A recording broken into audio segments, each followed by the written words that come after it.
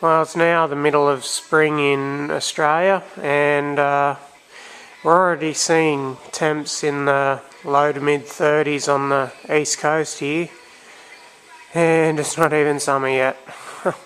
Yay. But before things really heat up, I just got to go over the cooling systems in all my cars. Luckily my bug, everything's already brand new in that, but my green laser, which is in storage at my parents' place at the moment, I've got to put a new thermostat seal in it. But my Nissan 4x4 Navara, it needs a bit of loving in the cooling system department. Already got in and done a bit of work to it already. Well, I've already been through and replaced all the coolant hoses. Got two brand new heater hoses, genuine Nissan. Got a new thermostat in there because the old one was actually stuck open of all things, which sucked in winter because the heater never worked, and two new radiator hoses as well as a coolant flush. And under normal driving it's staying perfectly cool, but when she's worked, temperature does creep up a bit.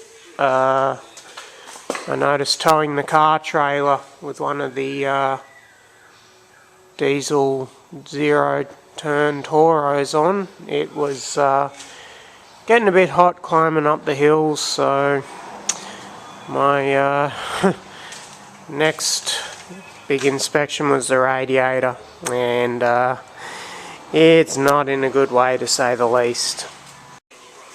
So the radiator is the original factory Calisonic one, and as you can see, it's got the brass tank on it with the copper core.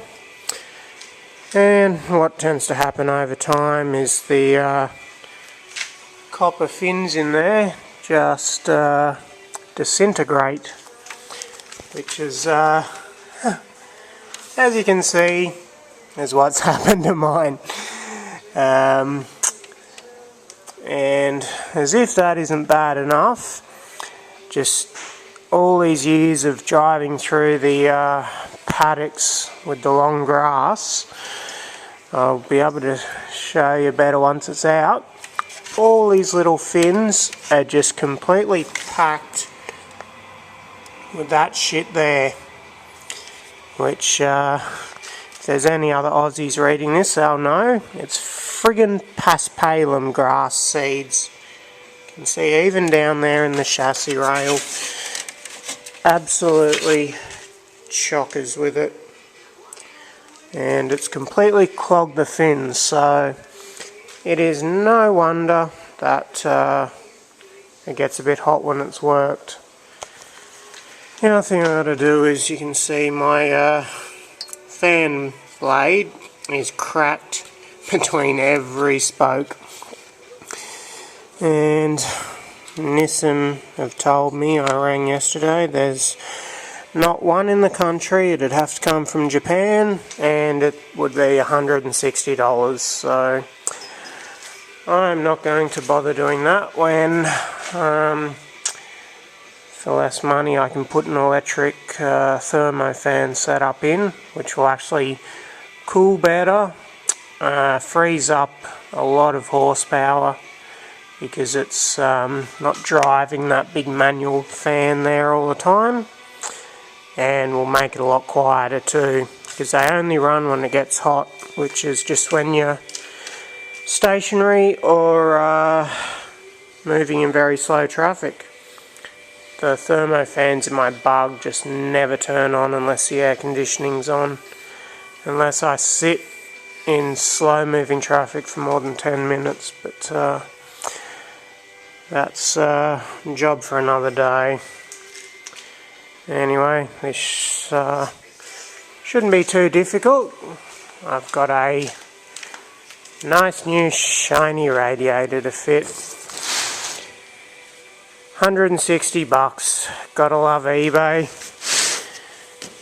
And we'll get this swapped over. Well, I'd like to say it's only going to be a one beer job, but it is only 9:30 in the morning, so we'll have to settle for a one Coke job. And isn't this awesome? Ha ha ha. I got a Coke with my name on it. Sweet. So first thing I got to do is drain that coolant out that I only just put in a couple of weeks ago, but oh well, drive it outside and get it all drained out.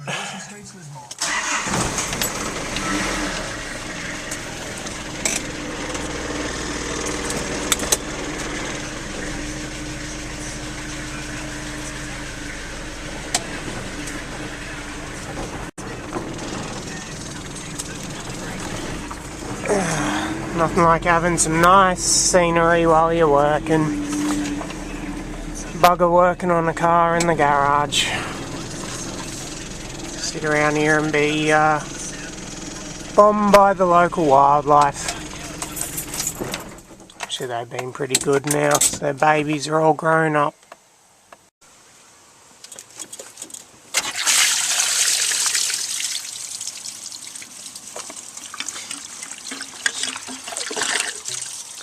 Bottom hose dropped off, easy enough to drain the coolant out. It does actually have a drain valve on the bottom, but yeah, it's a pain in the arse to get to. Just got to pop that top hose off. Top hose is off, got the overflow hose off. All I got to do now is take this fan shroud off. See, it's just got a bunch of screws down either side there. It'll just sit back over the fan. So there's the shroud unbolted. All I've got left now is top radiator mounts there and there. The bottom are just foot pegs that sit in rubber feet, so they're not actually fixed in place. So once I undo them, it will lift straight out. And there it is out. Once those two top mounting bolts are out, it's just got the feet, 2 feet on the bottom, which just locate in those 2 holes there. So just lifted straight up out. It was a whole 11-minute job. All I'm going to have to do now is get those rubber feet off.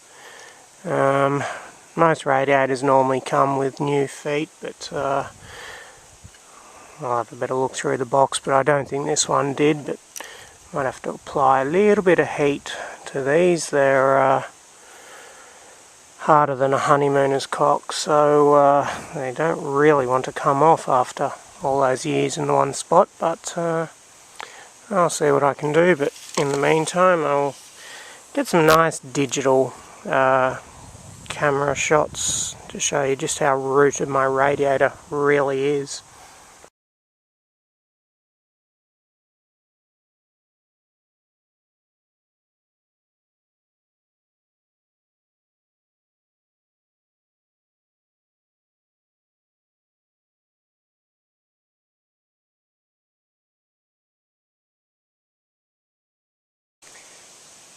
Now normally with a nice clean radiator you can actually see right through them.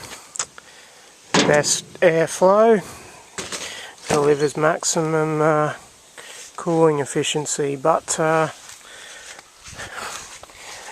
not seeing much light through my original. It's blocked rather dramatically, to say the least. There's a few clear areas, but down the bottom, completely clogged with paspalum seeds. But it's a credit to the trusty old Nissan diesel engines that never used to overheat. Used to get warm, but only when worked hard. So I'm going to get those rubber feet off that now. With a little bit of persuasive heat, the rubber feet came off. They're a little bit hard, but still pliable enough to do the job. So installation's a piece of piss. Just set it back in place and bolt everything back up. All the shrouding, all the mounting holes were there for the original shrouds and mounts and stuff, so it's a direct replacement for the original. So got her all filled up. Now I just got to warm it up and see how it goes. Got no leaky green stuff. It's always a good sign.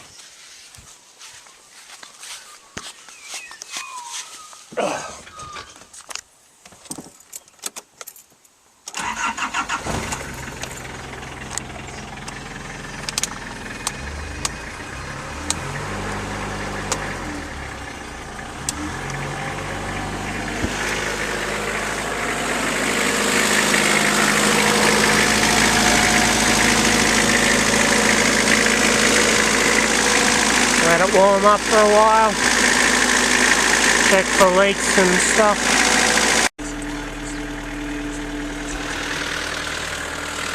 Time for a test drive. I've just climbed up the big mountain range.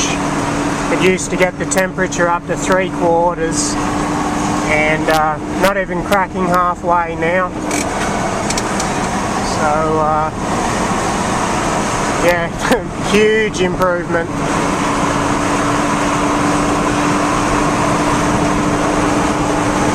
So yeah, there's where the problem was.